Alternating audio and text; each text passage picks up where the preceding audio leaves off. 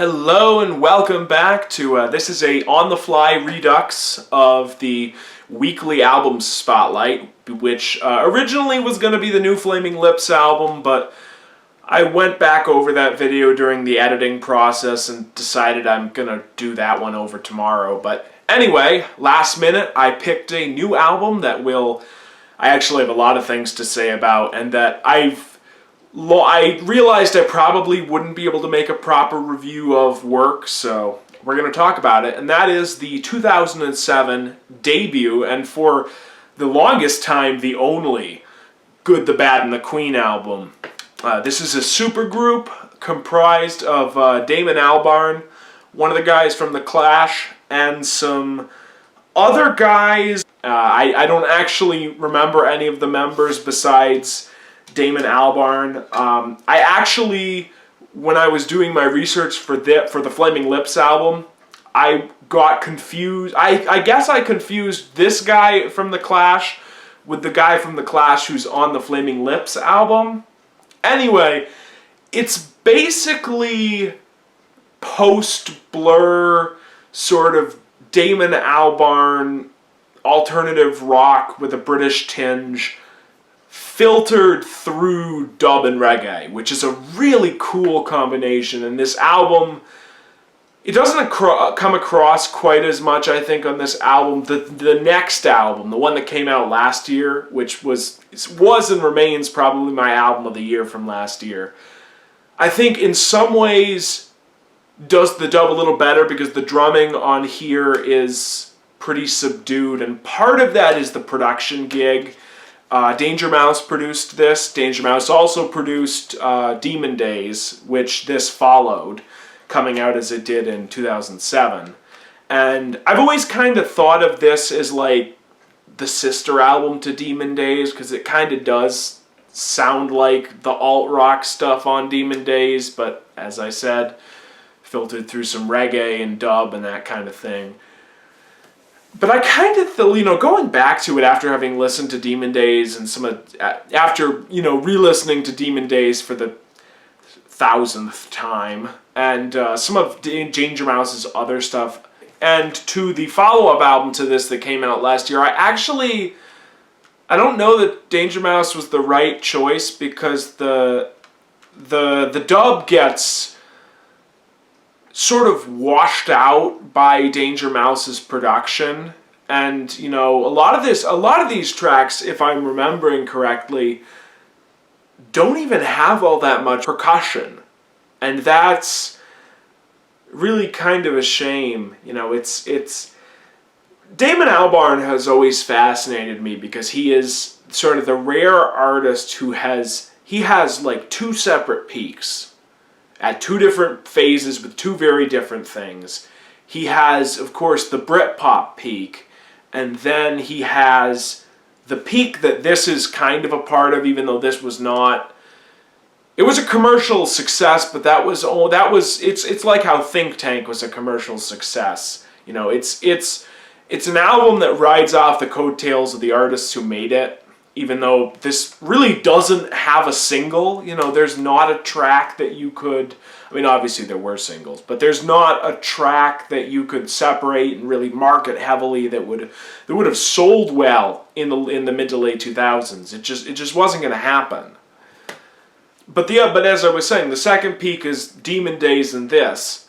And what I find interesting, and what somebody pointed out to me, a friend of mine actually directed to a review that said this, where they said that this album is Britpop corrected, and that was interesting because it ties into this idea I've had for the longest time, that it feels almost like Damon Albarn's post-millennial albums are almost an apology for Blur, because there's a perspective on Britpop. There's a certain perspective on Britpop that views Britpop as this abomination, this monstrous travesty that, forced down all of the cool, interesting, offbeat, non-white, non-heterosexual music that was happening in Britain in the 90s, and just replaced it with a bunch of dumb white guys who wanted to be Ray Davies or John Lennon, and therefore just peddled a bunch of over-commercialized tripe to the masses. And there's probably something to that, you know. I like a lot of Britpop, but there's probably something to that. It's the same way there's probably something to the almost identical argument about grunge in America, you know, that it kept down the cool hip-hop and whatnot that was happening in the early 90s and distracted people from the real good music of that time. In the case of Britpop, I'm not even sure I'm allowed to have an opinion, seeing as, in case you couldn't tell, I'm not from over there. But I bring that argument up because I've always kind of gotten the sense that Damon Albarn feels that way about Britpop, and that he kind of regrets the part he played in that, because everything he's done after 2000, with the exception of that solo album he did in 2014, which I think, not coincidentally, is also the weakest thing he's done after the 90s, you know, at least by himself, at least where he was the main creative driver, is super influenced by, you know, either hip-hop or dub or electronic music, and he set the sort of stereotypically British thing mostly aside, and I there's no proof for this, you know, besides a vibe that I get, but this album is interesting because it's this and the follow-up are really the only times he's ever gone back to the more stereotypical British sound. And this one, not even really. You know, there's a little bit of it there, but it's mostly just the shock of hearing a 2000s Damon Albarn album that doesn't have any rapping on it. As with most post-99 Albarn projects, there's a certain unevenness to it, but nonetheless, there's a lot of really good stuff. I like the opener. History Song is good.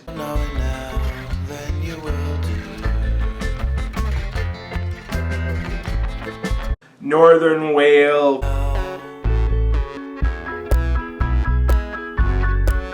Kingdom of Doom.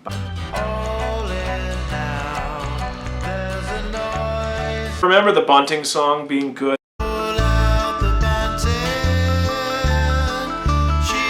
But probably the best thing on the album to me is the title track, which starts off, you know, sort of a normal song, and then like 2 or 3 minutes in turns into this awesome jam that just gets more and more intense until it ends the album on just this perfect note. All in all, it's a really, really good album. You know, if you're a fan of Gorillaz and more the alt-rock side of 2000s Gorillaz, or even Blur, you know, you should definitely check this out at some point. Or even if you're just looking to hear something new, but also kind of old and whatnot. And I realize, and I feel bad now that I didn't talk about the other people on this album, but Damon Albarn is one of those people, and David Bowie was kind of like this too, where he works with other people all the time, but everything he touches winds up sounding like him, which was not actually, you know, I just said that about Bowie. That was not always true for Bowie, and that's something that sometimes messes with people with Bowie, is that not everything Bowie had a hand in sounded like Bowie. But with Albarn, just about everything he works with anybody on, you know, his fingerprints are super clear. And, you know, the two Good, Bad, and the Queen albums, to me, sound more like Damon Albarn albums than they do any of the people who were involved with them. I mean, you can definitely hear what they bring to the table, and I really like that. Really good album. I would actually maybe even go on to say great album. You know, I highly recommend this. I highly recommend the follow-up, Maryland.